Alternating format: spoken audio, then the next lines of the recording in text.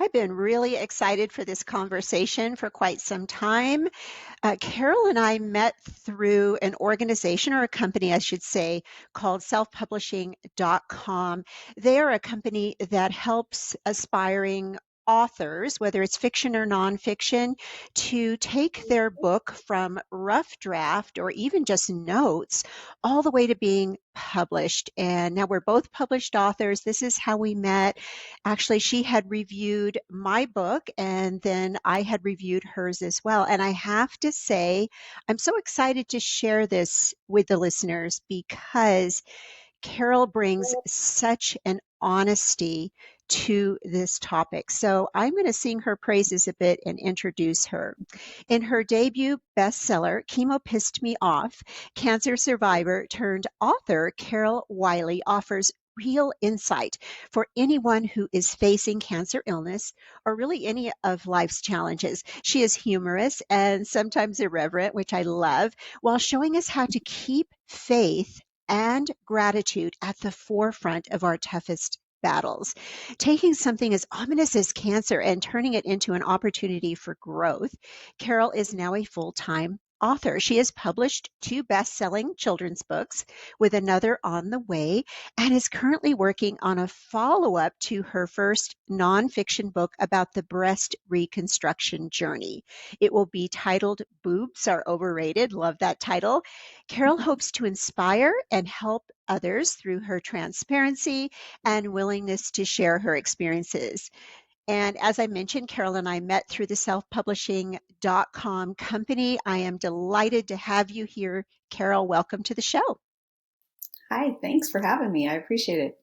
Absolutely. I can't wait to dig into your book because it really spoke to me. I think all of us at some point in life, we're going to be touched by cancer, whether it's a family member, a friend, ourselves.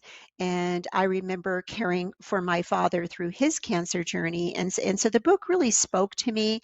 And I love that Carol uses humor to take a topic that can be sensitive, it can be hard to talk about, and she just really gives us that honesty. So Carol, how did you get into writing? Have you been writing your whole life?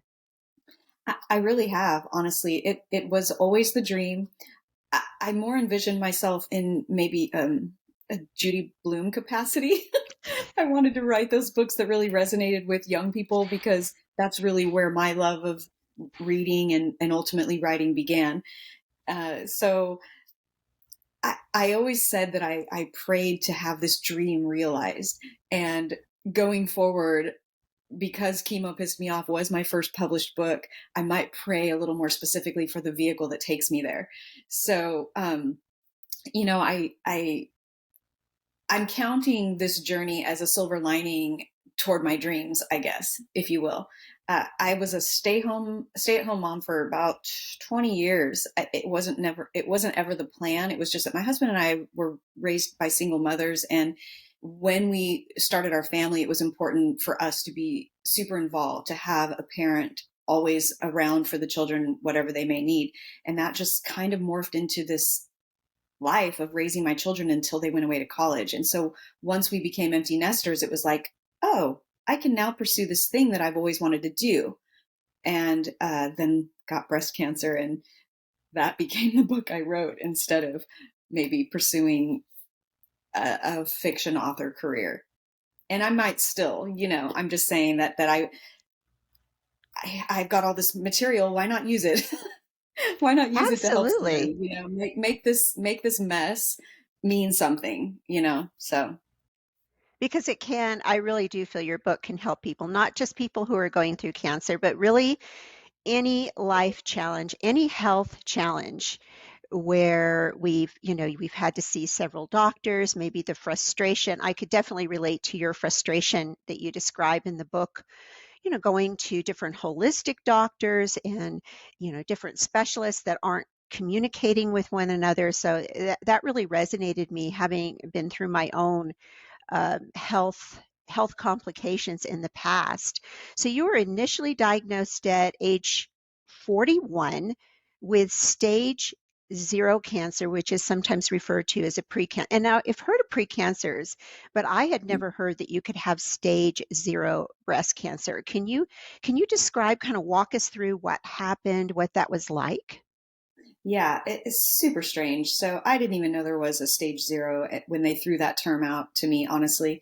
And I had been a little lax in getting my baseline mammogram at 40, which is what they typically recommend. And at 41, they're like, hey, come on, where is that? We need you to get that test. And so I ran in, got the test, and then there was all of the, we don't know. Can we get a ultrasound? We don't know. Can we get a biopsy? And it was just one thing after another. And, the whole time I'm starting to kind of hear the footsteps.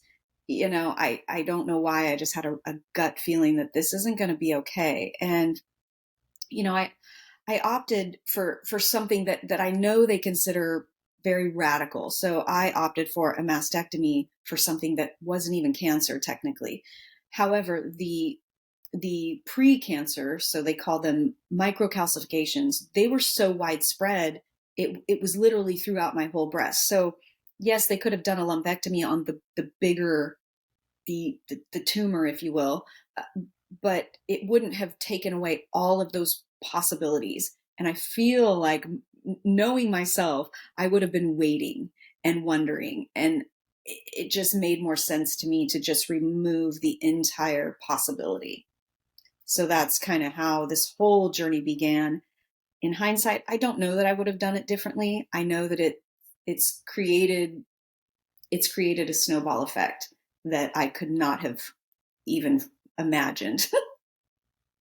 Yeah. Wow. So you wound up having a mastectomy, and Mhm. then you returned and had another mastectomy with the other breast. Is that correct? Yeah, because so how how do I say this? From a plastic surgeon standpoint, it's much easier to reconstruct two breasts, make them look the same, than to try to reconstruct one breast and make it look like a breast that has, seen gravity, childbirth, nursing, all those things, right? And so in the end, I opted for what they call a, prophylactic mastectomy. I mean, they call it a lot of different things, but essentially, I removed the other breast and began reconstruction on both breasts at the same time with implants. And that was 10 years ago, 2011. And, everything was fine, to my knowledge, until I started feeling some what I thought was scar tissue in my underarm area on the breast cancer side. And so I was just getting it checked out, thinking, maybe I would do some massage therapy to break it up.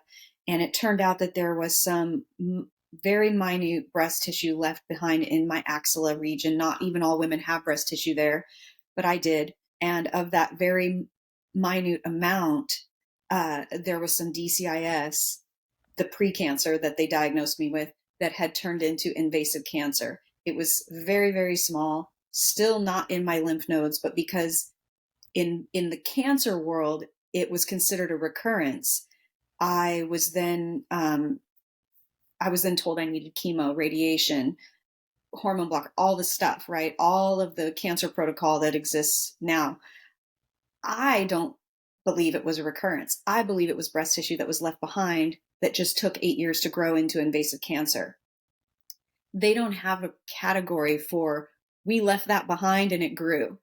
Mm-hmm. So I have now been put into that recurrence category.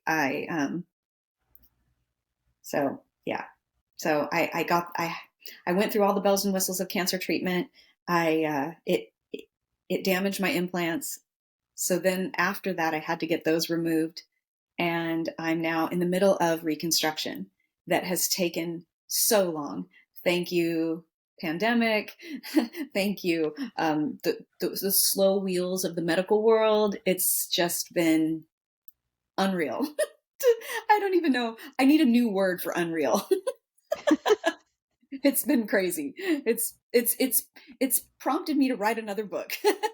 So Wow, what a journey. So you have this double, well, essentially a double mastectomy, and you're probably thinking for all these years, okay, it's good. I'm clear. I've taken away all of the risk, and I would have done the same thing in your shoes, absolutely. And then all of a sudden you're having, or maybe not all of a sudden, but over time you're having this what you think is scar tissue. And was this like right before your 50th birthday? Because I remember reading in the book you were getting ready for this trip, you were all excited, and then Yeah. boom. Yeah. Yes, it was. And then, so no 50th birthday celebration. I, uh, I instead was, preparing for chemo, and that scared the crap out of me. You just hear the stories, you see the people, and I guess the hardest part to really wrap my brain around was that we got all the cancer. It is not in your lymph nodes, but we're still going to make you do all this stuff because chemo can get any little microscopic cancer cells that might be left behind. That's a pretty hefty insurance policy in my book because they don't have, or if they do, they're not saying it. They don't have a treatment that just kills the cancer cells, at least not for breast cancer. I do know that there is some more targeted therapies that they can use, and I've read a little bit about those, but we don't have to get off in the weeds on that. Suffice it to say, I was going to have systemic chemo that was going to kill every single part of my immune system and hopefully kill the cancer too, if there was any cancer left behind. I mean, I probably got 5 second opinions trying to get a doctor to tell me I didn't have to do this because while it didn't feel right in my gut, I wasn't necessarily prepared to completely ignore medical advice. I couldn't find one. I mean, outside of the traditional medical world, yes, but within the parameters of traditional medicine, I could not. And it's such a huge decision. You have to make the what you feel is the right decision in the time. And I know there are all these, holistic alternatives. I know you looked into some of those. What did you find looking into the holistic part of this? Because I found this interesting too, how that can be equally as frustrating as dealing with all the doctors. It really can, and it's kind of why I was drawn to you. I think why we're a little bit of a kindred spirit here because I see the path that you're on and I appreciate that because we just need more of that. Suffice it to say, we just need more of that. To go the natural route is frankly time consuming, which isn't even the worst of it, but it's a financial burden on most people. Most people don't just have all of the time and all of the money to go do this legwork, to do these deep dives, to spend this money. Most people are just getting up and going to work every day while having chemo, while having radiation, while doing all these toxic treatments that are just frankly killing your body. It's so frustrating to me. It's why, I have the irreverent title that I do because it really pissed me off that there weren't better options for people to be disease free and live their best life, which got me digging again. I mean, I can go down so many rabbit holes, but it got me looking at why we have illness and disease and what are some of the steps we can take to prevent that. And that's really what my books are about. It's about how to stop it before it starts and not end up where I am. Maybe to some people it might sound like some woo woo stuff, but to really just let go of anger and bitterness and unforgiveness in your life, really just know that all of that junk food and all of that, I use the term food loosely because there's no part of it that's real food, that really does take, it takes its chunk out of your life. You're going to pay for that one way or the other. And nothing tastes as good as healthy and cancer free feels. I just want to say that again. Mm, Nothing tastes as good as healthy and cancer free feels. I love that. I absolutely love that. And you're spot on. our food has become so, like you said, it's not even food, it's like Frankenstein food, so toxic. And we are just surrounded. I've interviewed quite a few doctors, nutritionists on here, gotten their take on it. I know much of the food has glyphosate in it, which is the ingredient in Roundup. I mean, it's even in the toilet paper, the collagen that we think we're doing this great thing for our skin. And I recently found out that most of it has glyphosate. It's frustrating. You wonder how far will things go before people really wake up and demand better. I know that's part of, you're doing it, I'm doing it, trying to get that message out, not in a way that's judging, but just getting people to realize what you put in your body, what you put on your body. The self-care products really does matter. It's interesting because I had somebody into the genetics aspect of it, but it was epigenetics, and I asked her, and epigenetics, and you know this, but for the listeners, you could have a gene that never expresses itself for cancer, for Alzheimer's, or something in your environment causes that to trigger. And I asked her, I said, what is the number one thing you see? And she said, oh, it's stress. It's absolute. She said, I wish there were more studies on this, but it is excessive stress. And I would take it further, like holding on to past trauma, anger. What is your feeling on this? 100% agree. I 100% agree. I would say without any kind of clinical diagnosis that I was born stressed out. I was a toddler that chewed my nails off till they would bleed. I didn't have this crazy abusive life. I had, a parent that loved me, again with the single mom. My parents divorced when I was 4, and my dad was largely missing from the picture. So, there were some things, there were some stressors there. The way little kids process things are not the way adults process things with all of their life experience, right? You can tell a kid 100 times it's not your fault, but they don't get it. They're missing that father figure in their life. They're wondering what they could have done to change it. And, I was that kid, and I became that. That's when the seed of perfectionism was born. And so I definitely agree with that. I was a chronic stressor, and I turned into an adult worrier. I was trying to micromanage everything. I can't say that enough. I have had an uphill battle of having to relearn and unprogram those very deep seated roots of perfectionism, stress, codependency, wanting to fix it all and wanting to keep it all together. I think that's just maybe the little kid in me that just wanted to create a place that felt safe and not chaotic. Right, and that makes sense. I know, having been in therapy myself for many years, my therapist will talk about sometimes how we will try to go back and almost reenact something that is like this. It's like a loop in our brain that was never closed, this kind of story loop. And so and I don't think it's a conscious thing, but we will catch ourselves drifting back, trying to go back and solve this issue. Yeah. Yeah, for sure. For sure. And, I've done a lot of like affirmation work, and, eh, and kind of going back to, or even maybe envisioning yourself as that little kid. And what would you say to that little kid? What would you say? Like, I'm proud of you, or I love you, or it's going to be okay, or you're safe. Things like that. Like I do a lot of work on the world is safe, because let's be honest, cancer treatment, super traumatizing. I have a lot of post traumatic stress from that. I actually am going into what would be my 7th surgery next week, and I'm having to do a lot of heavy work on keeping myself calm and telling myself that this one's going to work, that it's going to be okay. But just facing all that I face in recovery from this surgery, it's a lot. I don't even know how to say it. I stuttered to find a new word for a lot, because it's unreal. It's unreal, the barbaric scene that is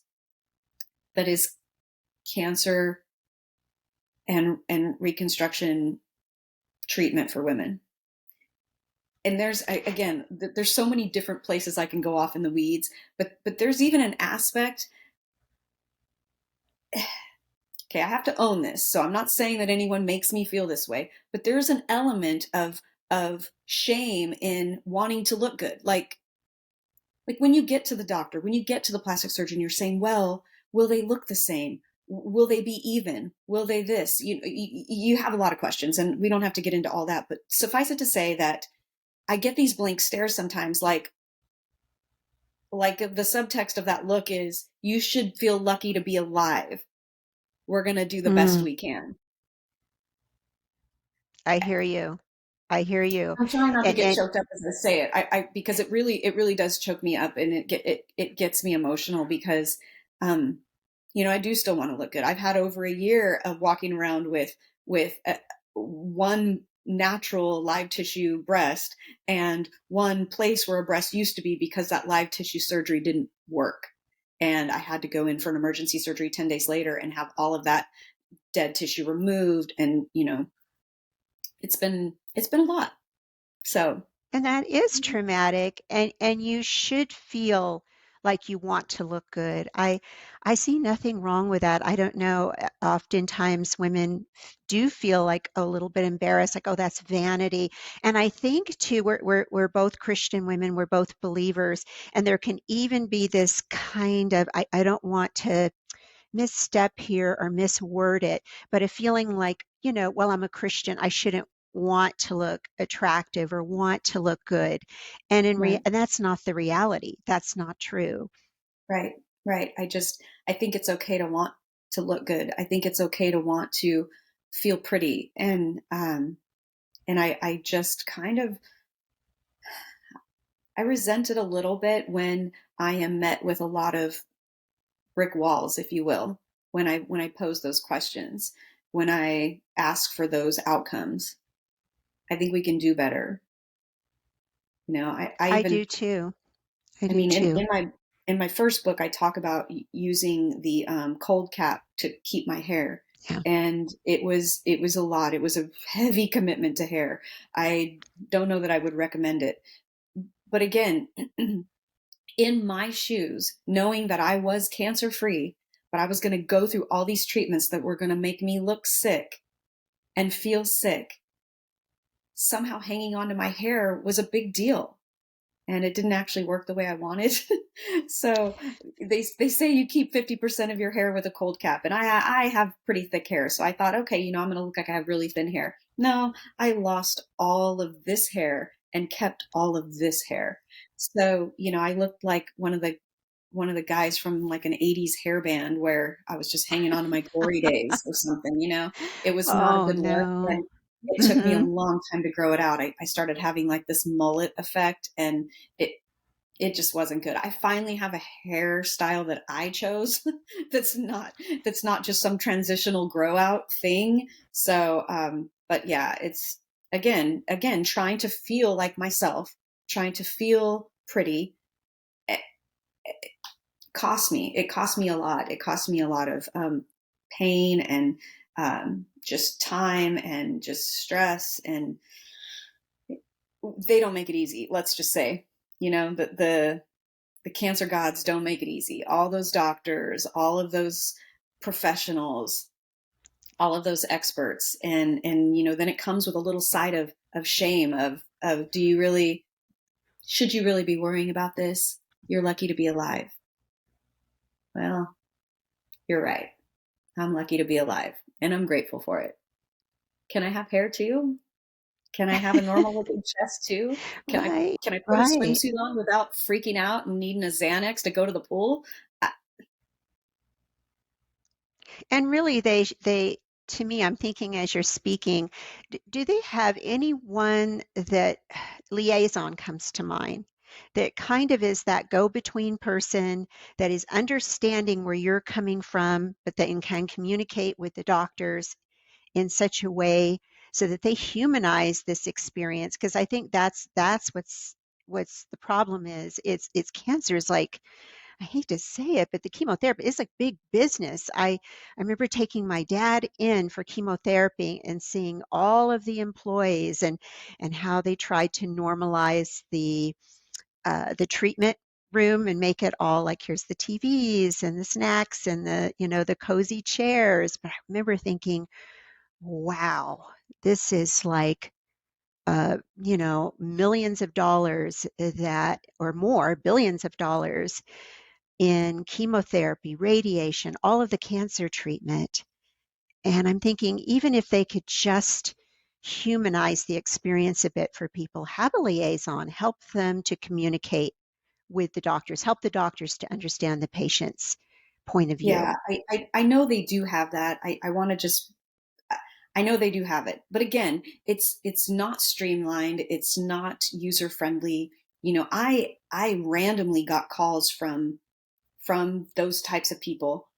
They would send messages to doctors like she's feeling this way or she's needing this, or but mostly they would just sit on the phone and listen to me rant a blue streak, and God bless them because they just listened and they took it all and they sympathized and they were wonderful at it. So those people do exist. I just don't know if it's as thorough as you and I would probably like to see it be. I know they're trying. So I just want to say that I know they're trying. They call them infusion centers. They didn't used to. Hmm. I mean, they've been infusion centers for a long time, but even that word is super benign, and and then they've got all the snacks in the world and all the teas, and mind you, it's all the crackers with the what is it, the monosodium glutamate MSG in them, and all the stuff, Seed oils, all the all the stuff, things. Yeah. all the stuff, Hmm. right? Like even when Hmm. I was going through radiation and they were like, you got to put all this lotion on to keep yourself from getting burned. And they're prescribing all the lotions that they want me to use. Most of that stuff I would never put on my skin if with a gun to my head. So I'm like, can I please use my own? And so I would bring in lotion after lotion and they would read the ingredients and it had too many vitamins in it. And they're like, you can't use these vitamins. It could disrupt the treatment, because that's one of the things about the toxic treatment of cancer is that they tell you they don't want you taking any of your vitamins, and the same was true for my skin. They didn't want me putting vitamin E, vitamin C, some other stuff. I wish I could remember off the top of my head, but my point is that they they really want they don't want anything disrupting this toxic treatment that's going into your body. And from the natural perspective and from some of those holistic doctors, the opposite is true. And they say, look, if you're doing all of these healthy things, we can use way less of the toxic treatments and still have a really good outcome and the same essential effect without destroying your body quite as much. I'm like, why can't we all just get along? Can we do that? Can we Hmm. all get in the room and figure that out? And then I go down this rabbit hole of probably not, because less chemo means less money. Less radiation means less money. And I'm just going to say it and not even apologize for it. Cancer is big business. It Hmm. is big business. I It just agree. I agree 100%. And you have to start to look wherever there's that influx of money and jobs and it's big business. You kind of follow that money trail. Because I think the same thing. It's like, why don't we have anything better? Why don't we have better? And I'm sure there are a few things out there depending on I know it depends on the type of cancer that's how it's treated, but I think why don't we have anything better? There's bound to be other research on the horizon that we don't know about or hasn't made it here to the United States. right. And there are a lot, and I've done some of those dives. But again, it's a lot. It's a lot to go outside the country, even virtually speaking, and track this stuff down. Some of the stuff has even been too overwhelming for me, and I work from home. I don't have a job that I have to report to every day. um, I'm able to do that legwork, and even still it's sometimes too much for me, where I just kind of go, okay, I don't have the bandwidth for one more test or one more appointment or one more phone call, or it's a lot. It's a job. It's frankly a job of self advocacy, and sometimes you're met with resistance and eye rolling, and it's an uphill battle. And I just wish there were something better. And even sometimes I feel like, maybe this is self sabotaging, but I feel like I'm just one guy. What can I do? So I write the book and I put it all in there and I publish it, and I hope that it gets to the right people. Yeah, change starts. I say this a lot on my podcast. Change starts a lot at that grassroots level. It's never going to come from the top down. When people are waiting for things to happen from government, from the top down, that's not where it starts. It starts with you. It starts with me. It starts with education and awareness. And I think you are doing the best thing you can with your book, getting your message out into the world, speaking about it. Because I know there's a lot of women who've gone through exactly what you've gone through. Yeah. And as It's are you. I mean, as are you. I appreciate so much what you're putting out into the world. I find myself just taking notes with every podcast episode. I'm like, oh, that was a good one. Okay, that was a good one. So I appreciate what you're doing. I mean, it doesn't have to be hard. I know it feels overwhelming to a lot of people, but even from that first diagnosis back in 2011, I just started changing one thing at a time. And before you know it, we all say it, time flies. Before you know it, a year has gone by, 2 years, 3 years. And when I look back on all of the changes I've made, and when I'm talking to, say, a new friend, okay, I'm talking to a new friend and I'm like, you could make this change, or I'm saying maybe I've done this and I've done that. And then I watch their eyes kind of go blank. And I realize I'm giving them too much information. And I'm like, just change one thing. Then I start backpedaling, just change one thing. Just change one thing today. Decide that you're not going to buy chemically laden creamer for your coffee, and decide you're just going to do that. And which ironically is the first change my husband and I made, way back when. We read an article about how many chemicals are in that flavored creamer and how it just really doesn't even resemble anything real in your body. And and just because I want to give people a takeaway, and just to give people a little bit of a thing that I read that resonated with me and helped me start making changes. When you let's for instance, let's just take a banana. Banana is 150 calories, right?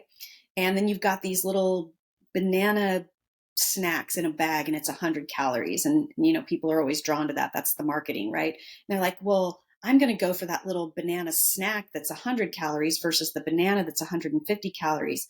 When that little snack pack goes in your body, and your body is trying to make sense out of all of those ingredients, which, by the way, flip that boy over and read it, because the ingredients are this long and the words are this small, and you're not going to be able to pronounce many of them. And your body's going, okay, what is this? What is this? What is this? Okay, I don't even know what this is. I'm going to store it as fat. When you put the 150 calorie banana in your body goes, oh, simple food. I know exactly what to do with that. That's potassium. That's, I can put that here. I can put that there. And I'm going to use this for your body. It just makes all the difference if we eat real food. We can change so many things in our bodies if we just eat real food. absolutely. It's where I started, because I started with my whole thing was I want to be muscular, and I want to lose some body fat and have my abs show again. And I was right at that midlife juncture. And so that was initially, that's what got me started. It's not what keeps me going now. But I started with okay, I need to eat. I hired a coach. I need to eat these whole natural foods, vegetables, and plenty of protein. And that's where I started, and then saw all of the changes. And then it is this kind of journey that you go on. And then you start to look at, oh, can I switch out my deodorant? Can I find a different shampoo or a different lotion? The seed oils just came on my radar about a year and a half, 2 years ago. So now I read every label, no seed oils, Yeah. because the body, once again, the body doesn't like those. They're a poor form of energy. And when something's a poor form of energy, we then are going to we're going to start to have cravings, because the brain's like, hey, I need energy here to do this thinking and all of these things. Yeah. Go get Yeah. whatever, the candy bar or whatever, because I need it Right. now. Right. So it was this gradual, it's been really a 10, 12-year journey for me at this point. But just getting people to start simple, just with more whole foods and Right. crowd out the crappy stuff. Right. And it's funny because you and I are, that's another parallel because it's been about that long for me too. So I find that interesting, but I digress. I have been, I consider it a challenge, right? I get competitive, both of my children are athletes and, love watching their sports. But I get competitive with myself. Like whenever I'm craving something, because I like sweets, I'll be honest, I will find a healthy version of something that I'm craving. So if I want that kind of tart sweetness, right? It's usually berries. If I need chocolate, I will get dark chocolate chips and Hmm. I might melt them and then dip strawberries in them. And again, I won't have 50. I might have, two or three, but you'd be surprised how satisfying it is and how much you don't really need. Like you don't need the whole Snickers bar. If you could just have one or two or three strawberries dipped in some dark chocolate, so satisfying. But again, all of those things are real food, and my body knows exactly what to do with them when they hit my system. Um, but you're right; it's one thing leads to another because then it became the deodorant, then it became the products I put on my hair, and it just it snowballs, and before you know it, you've made so many changes in your life. And it's funny because when I see food commercials on television now, maybe someone around me will make a comment of like, wow, that's only $2 for whatever. And I'm like, yeah, because they should be paying you to eat that. It's not real food. It's That's just, true. It's it's not real incredible. food.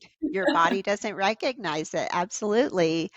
And it's hard too because you can try to teach people moderation, but with myself, moderation didn't work. I had to get rid of all of the addicted food because I could not moderate it. I couldn't moderate sugar, I couldn't moderate chips.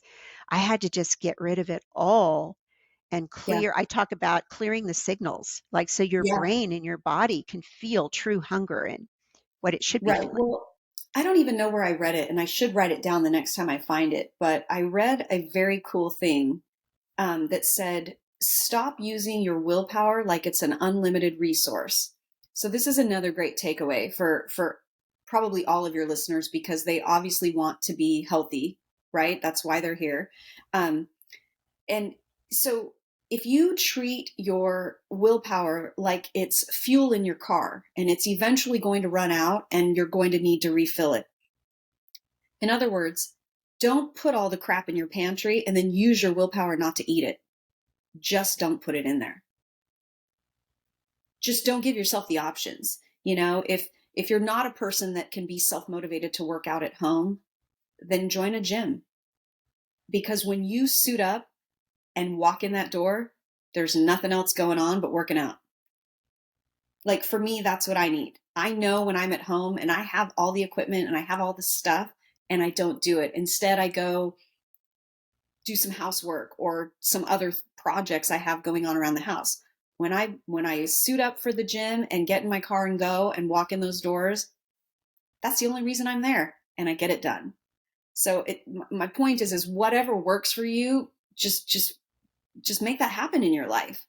A lot of us don't like to exercise. We really don't, but it's so important especially as we age.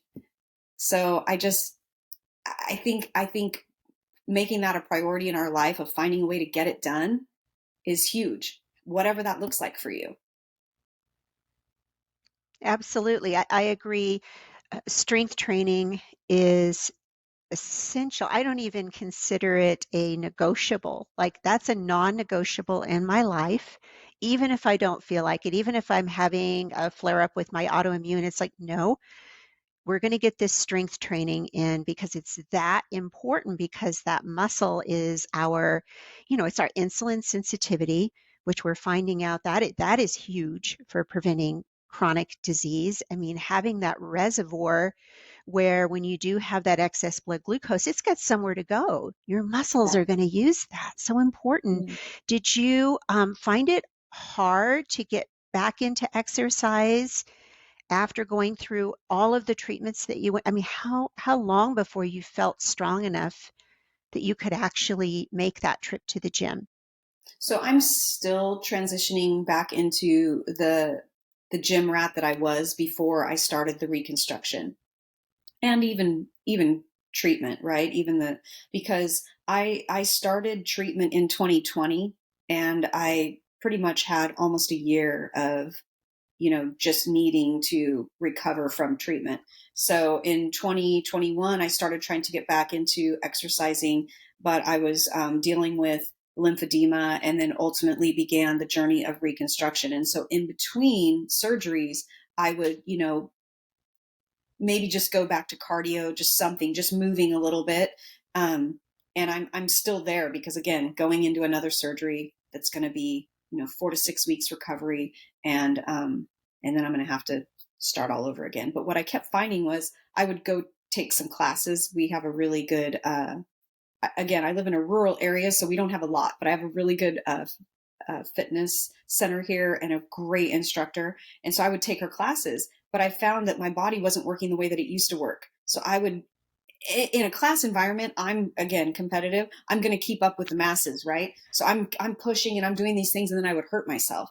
And so now I've realized that I've got to look at it as starting from scratch. And so when I say that to myself, then everything I do in there is a win, even if it's just 30 minutes on the elliptical, or it's just 30 minutes on the treadmill, or, something like that, or it's just a stretching thing I did. Whatever it is, it's all going to count right now. Eventually I'm going to get back to um, a real workout. I hate to say that because I don't want to discourage anyone, but all the stuff, right? All the stuff. So, 3 days of strength training a week at least, and cardio at least 5, if not 7 days a week. So, because, and again, another little takeaway for people is that when you said the glucose and the insulin thing, taking a walk after you eat dinner at night helps your body process your food and helps your blood sugar levels. So my husband and I have even started doing that in the evenings. So just a little slow, leisurely 10-minute walk, but it helps your body um, process the food in a much better way. Oh, it's a game changer. Just even 10 minutes now they have found. They used to say 20, now they're saying 10. And I know it Mhm. gets really hot here in Albuquerque. So what I'll do if it's a very hot day is I just start buzzing around my house. We got a pretty good Perfect. sized house, and I'm in and out of rooms, and I make more trips than I need to with the laundry, like one thing at a time. Yeah. It like any way I can get the movement in after I eat. It doesn't have to even be this formal. Go Yeah. outside and take, I mean, however we can do Mhm. it. Yeah. And the other thing that I've had a hard fast rule on is not eating 3 hours before bed, whatever that looks like for people. I'm trying to get my college kids on that train, but their lives are so different. My husband and I have just a hard, fast rule of not eating past 7 o'clock at night. And that for us works because that's kind of our schedule. Um, I mean, even if you're a person who maybe isn't going to go to bed till midnight, I still wouldn't recommend eating past 7 or even 8 o'clock at night. And, the reason for that is that because most people, it kind of gets into that world of intermittent fasting, and we don't have to get off in the weeds in that, even though I find it to be huge, especially for somebody like me recovering from cancer. It's a great tool for cell renewal. And so when the idea is that when you're sleeping, your body is renewing itself, even on a cellular level. Um, if your stomach is full when you go to sleep, all your body's doing is digesting. It's not doing that renewal process that sleep was designed for. So if you can go to bed without having had food for at least 3 hours before you lie down, your body gets to do what it was designed to do with that period of sleep. And that's why we do that. So I hope that people can have a good takeaway on that. It could be a game changer. It could be a game changer for just the waking up and feeling rested. So It's one of those lifestyle habits that I think makes the biggest difference. Because, yeah, if you're digesting your food, you can't be, you're going to be releasing cortisol. It's almost like your body's going, yeah, we're awake. Okay, make cortisol and glucose rises, and you're not going to sleep that well. And then in midlife, I still consider myself midlife, even though I'm almost 62. I guess I'm going to live to be 124. But in midlife, I just remember starting to have those issues in especially my late 40s of just like waking up with the night sweats and not being able to sleep. Yeah, And some women don't realize not all of that is the drop in estrogen. Some of that is high glucose levels that'll make you have those night sweats. yeah, yeah. And I mean, just tuning into our bodies, I think, can be a huge game changer. If we just get still for a moment and just really tune into where we're at mentally, physically, emotionally, and and instead of measuring ourselves by what we think we're supposed to be, just actually acknowledging where we are and what we might want to do differently could be huge, not in a shame and blame kind of way, but in a I want to be my best self kind of way. So I'm going to assess where I'm at and I'm going to make a couple of changes. And then once those changes take root, then maybe you make another change and then another. And like for me and you looking back 12 years later, I mean, there are certain things that just don't even exist in my world anymore. They become white noise in the grocery store. I don't see them. There's certain things that I just don't do. And it doesn't mean that I don't have fun. It doesn't mean that I don't have a celebratory drink when we're, maybe at a birthday party or we're at some type of social occasion, or, that I don't enjoy myself, because I do. I just little things like, I still eat animal protein, but I know where it comes from. And I know that it's not heavily laden with antibiotics and fillers and things like that. You know, that's a personal choice. A lot of people that are recovering from cancer choose to go plant based, and I eat a lot of plants. I eat a lot of fruits and vegetables, and probably the majority. But I do choose to have animal protein, and I just make sure I know where it comes from.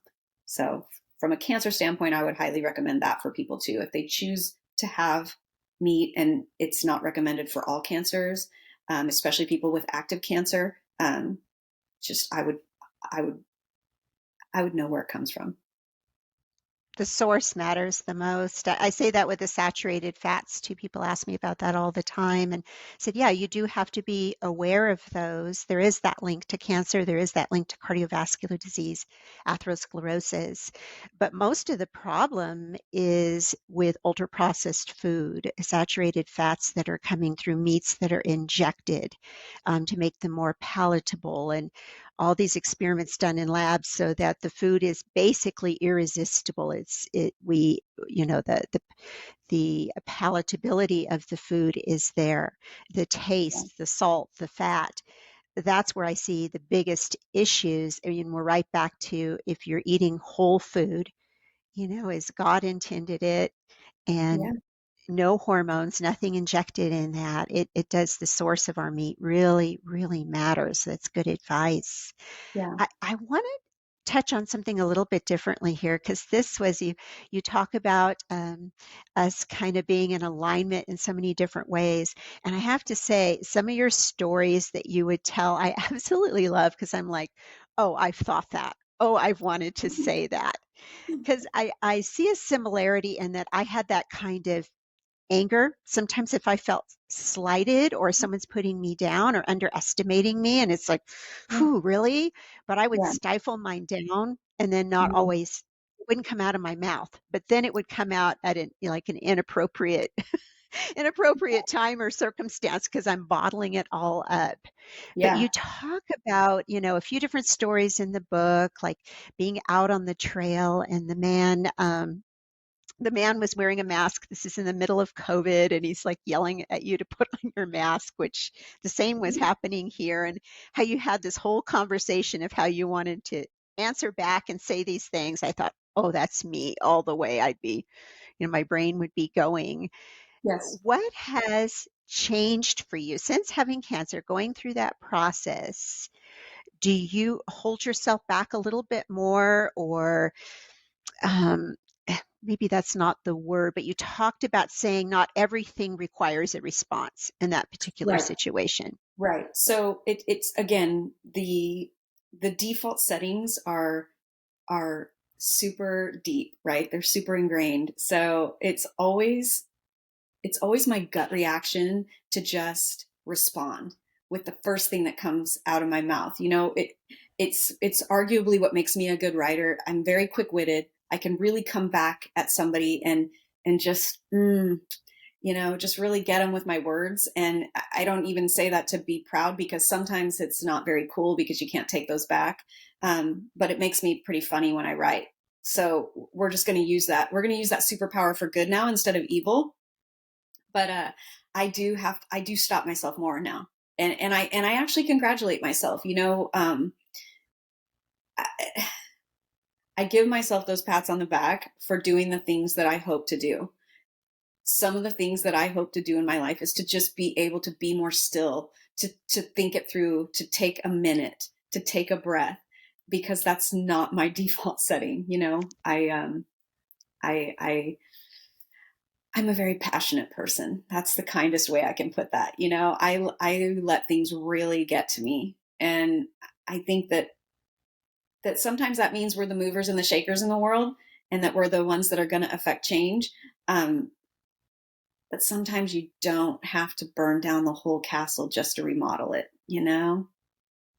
So that's I try. I try. I try my best. That's the only thing I can say about that, because I know that there would be 100 people waiting in line to go, that's not my experience with her. She didn't do that. She ripped me a new one. She just got on my ass like right now. And I try.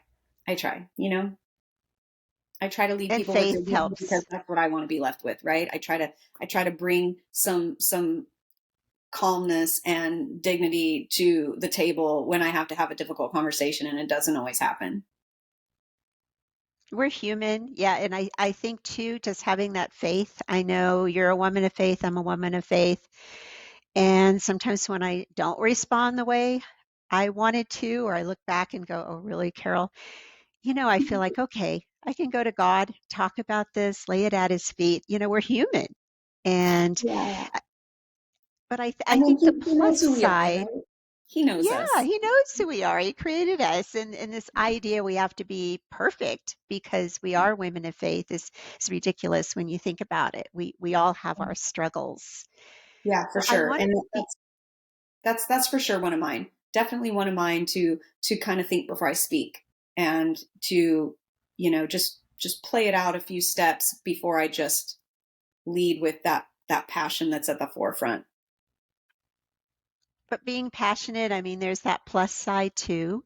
You give that story in the book about someone mistreating, I believe it was an Asian man that would walk the streets, and how you pulled over. And I have a very similar story from my childhood. It was someone who was mentally challenged, and I was very small. My sister was the one to screech over on two wheels, pull over, hop out of the car, and chase off these teens from beating up this boy. But I read that and went, there's this part that's so good, because then you are a champion for helping people who maybe are struggling or can't help themselves. Well, and I would definitely say that 9 times out of 10, when I am losing my cool, it's over. It's the wrong execution of the right idea, right? It's over somebody being slighted, even if that person might be me, but it's feeling that there's some type of injustice happening that I want to correct, or that I want to see corrected. It's usually that. It's not.